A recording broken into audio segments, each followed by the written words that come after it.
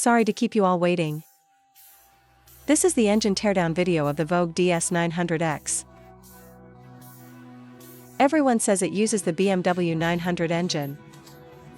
In this episode, I'll take it apart so you can see the truth. For this teardown video, you can compare it with my previous teardown of the BMW 850 engine. The improvements and optimizations will be shown here. As usual, let's check the clutch first.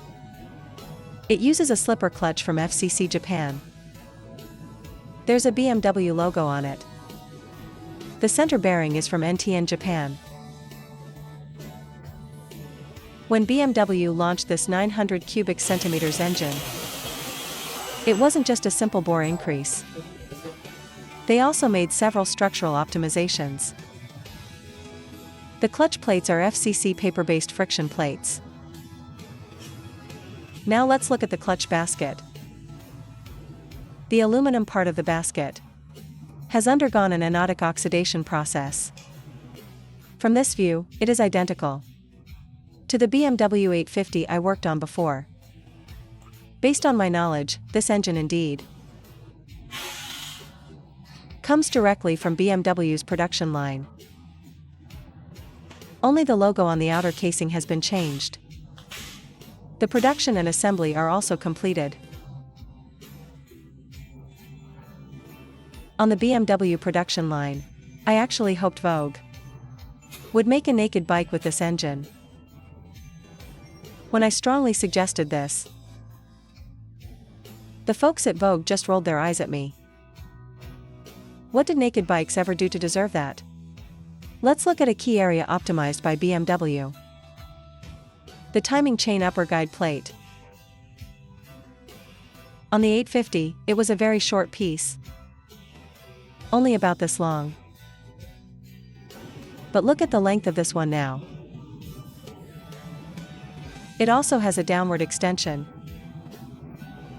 Let's look at the one from the BMW 850. Is the difference clear now?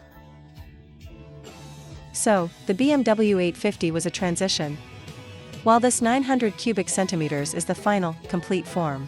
And this complete form was given to Vogue to use. The intake port has also been optimized, mainly improving its precision. Take a look at this camshaft. Doesn't it look beautiful? It's a forged alloy steel camshaft. This is definitely BMW quality. The valve train uses finger followers. European car/bike engines widely use this finger follower structure. The finger followers also have DLC, diamond-like carbon, coating. The color of this timing chain screams BMW at first glance. Removing the timing chain idler gear. Let's check the brand of the timing chain. It has BWI stamped on it. This is a BorgWarner timing chain. As for the Voge DS900X, it is one of the very few domestic bikes equipped with full-featured TCS. The electronics are fully spec'd, including cornering ABS and radar warning systems. This engine's maximum power is 96.5 horsepower, and its maximum torque is 95 Nm. It hits peak torque at just 6,000 revolutions per minute.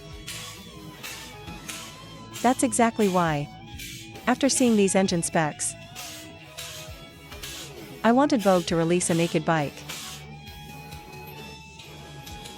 Alright, let's admire this BMW oil pan again.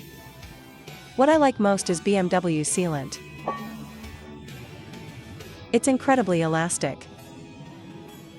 The only downside is it's not sold at retail. Otherwise, with this elasticity, the sealing performance is excellent. Since BMW provided this engine to Vogue, Vogue had to do their own tuning. Therefore, the flywheel trigger wheel is different from BMW's. Vogue's ECU is from Bosch, so the trigger pattern was modified. This is the only part that differs from BMW. Let's talk about the Vogue 900, or rather the BMW 900's oil pan. It can be called a dry sump in the motorcycle world. To put it simply, with this design, when you're doing extreme maneuvers like extreme leaning or wheelies, the oil supply can fully keep up. Lanson also has an 800 cubic centimeters engine that hasn't hit the market yet. That engine also uses a dry sump design. Another feature of this design is that it can increase the engine's ground clearance, which is more beneficial for off-road performance. Let's split the crankcase and take a look. This is the rear balancer shaft. It drives the oil pump. As for the bearings, they look like copper ones. Let's take one out. It's a copper bearing from Daido Japan. This is the front balancer shaft. This BMW 900 uses a dual balancer shaft design. The balancer shafts are also forged. Now let's check the connecting rod bearings. These also appear to be Daido Japan copper bearings. The connecting rods are not fracture split types. However, on their S1000RR, the rods are fracture split. Let's confirm the rod bearing brand. As expected, they are Daido Japan. Next, let's look at the crankshaft. This is a one-piece forged alloy steel crankshaft. So, having disassembled it to this point, there's no need to say it's a Vogue 900 engine anymore. This is the BMW 900 engine. Look at the pistons. The pistons have been upgraded. The 900 uses forged pistons, whereas the BMW 850 did not. This can be considered a major upgrade. The piston pins are treated with the DLC process. Now let's look at the transmission shaft bearings. BMW has started to trust domestic Chinese bearings. This is a CNU, Changjiang, bearing. The TM prefix on the bearing indicates it has undergone special heat treatment. Let's check the cylinder block. This uses a ceramic-plated cylinder liner. Just look at it. Isn't it beautiful? Alright, I've shown everything that needs to be shown. The conclusion is, it is indeed the BMW 900 engine. And compared to the old 850, BMW has made several upgrades to this 900. For example, the tensioner, the slipper clutch guide plate, and the upgrade to forged pistons.